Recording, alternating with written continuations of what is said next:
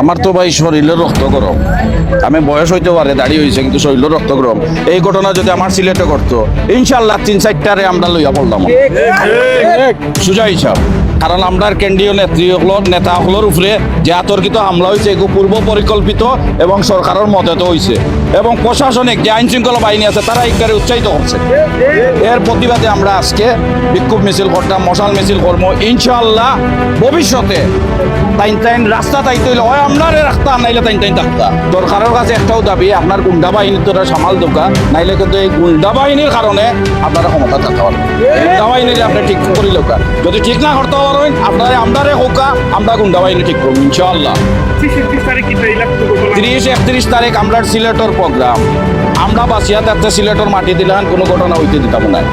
সরকারটাও কইরাম, যদি আপনারা 30-31 তারিখ যদি কোনো ধরনের অনাকাঙ্ক্ষিত চুল পরিমাণ ঘটনা ঘটে, কোনো কিছু দুর্ঘটনা ঘটে, সম্পূর্ণ দায়ভার সরকারের নীতি এবং এক তীব্র প্রতিবাদ করবো ইনশাআল্লাহ।